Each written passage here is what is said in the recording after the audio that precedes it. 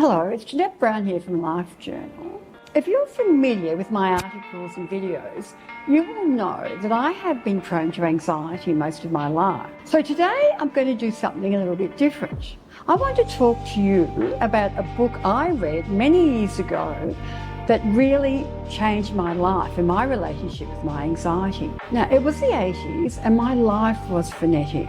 I was married with 2 very young children and worked as a teacher. I loved my life and felt fulfilled. However, I took on too much, didn't have much work-life balance, and my tendency to over-worry anxiety rose to a new level. I even worried about worrying. Now, the term anxiety wasn't even around then. I distinctly remember going to a bookshop and a book caught my eye. It was called Peace from Nervous Suffering by Dr Claire Weeke. I'd never heard of her, but the title was compelling. For whatever reason I chose this book, all I can say, it completely changed my life. It was exactly what I needed to read at the time. It changed my relationship to my fears and irrational worries.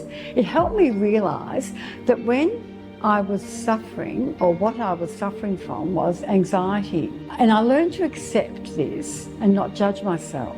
Now, Dr Claire Weeke had a mantra called face, accept, float and let time pass. Just a little bit about Dr Weeke. She is known today as the best person on anxiety in the last century. She herself suffered from crippling anxiety, and with her personal experiences and her lifetime career as a pioneering scientist, a medical practitioner, she prescribed total acceptance of the fear and way out of the distress and panic.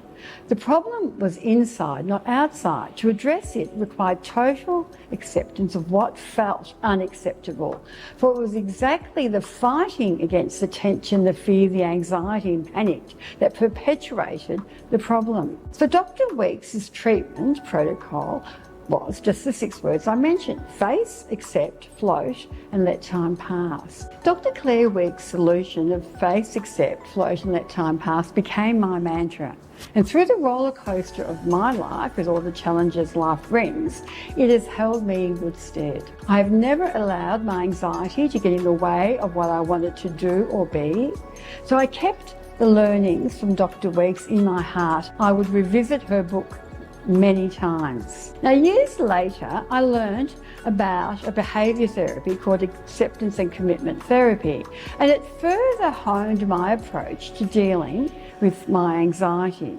Now, acceptance and commitment therapy, or ACT, is a form of behavioural therapy that is combined with mindfulness skills, with the practice of self-acceptance of your thoughts and feelings. Another key aspect of ACT is that quality of life is mostly dependent on commitment and action in alignment with your core values. So in practicing ACT, the goal is to change your relationship with the thoughts and feelings you have and accept them rather than trying to get rid of them, so they no longer hold you back from living a fulfilling life. So this aligns very well with Dr Weeke's approach. Now, according to Dr Russ Harris, who is a well-renowned ACT trainer, who has written several books on ACT, including the very popular book which has just been republished called The Happiness Trap, there are 6 core processes in ACT. Now, I'm not going to go through them in too much detail today. I'll just mention them briefly. The first one, contacting the present moment.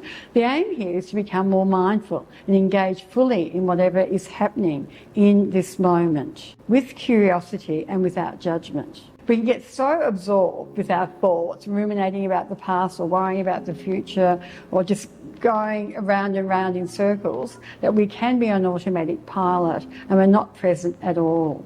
Now, the second part of ACT is called diffusion, or what you're thinking. So this is about stepping back and detaching from your thoughts. It is easier said than done, I know, particularly when you're worrying about something and when there is an emotional component to your worries. The idea here is to let your thoughts come and go, hold them lightly without being consumed by them. In this way, you need to recognise the thoughts, feelings and memories for what they really are, just words and pictures, and allowing them to come and go without resisting them, because what resists persists. It really is such a relief to know we are not our thoughts. They are often there as a result of our patterns of behaviour or past experiences, which have been triggered. Now, the third part of ACT is called acceptance or open up. This is when you make space for those thoughts, feelings and sensations to be there, let them be. Once you start getting frustrated, these thoughts persist, as I've mentioned, and you get caught up in them. So the next part of ACT is called self as context. So when we talk about the mind, we are talking about two distinct elements. There is the thinking self and the observing self. Now, we're all clear about the thinking mind, generating our thoughts, our memories, judgments, plans, etc. The observing self is the aspect of us that is aware of whatever it is we are thinking, judging, etc. In ACT, this is called, as I've mentioned, self as context. In Eastern philosophy, it's called pure awareness. Now, Dr. Russ says, as you go through life, your body changes, your thoughts change, your feelings change, your roles change, but the you that's able to notice or observe all those thoughts never changes. It's the same you that's been there your whole life.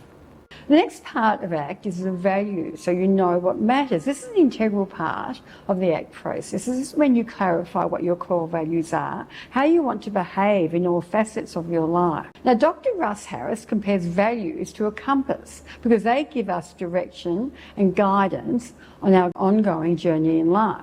When we define our values, it helps us be more aware of who we really are and what we stand for. Now, the last step is committed action. This is when you take action in alignment with your values. This gives you momentum, and the most important thing here is whatever actions you decide to take, you know that you are following your core values. In summary, ACT stands for A, accept your thoughts and feelings and be present.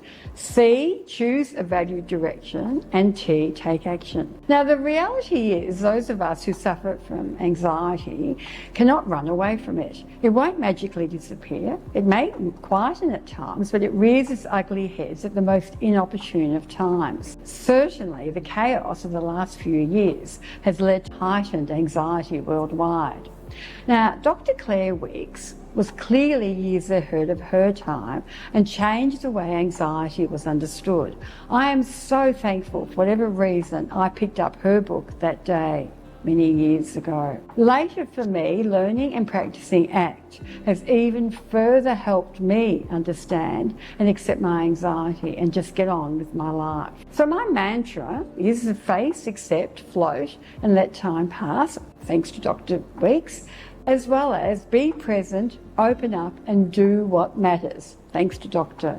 Russ Harris. They are such simple words but so powerful.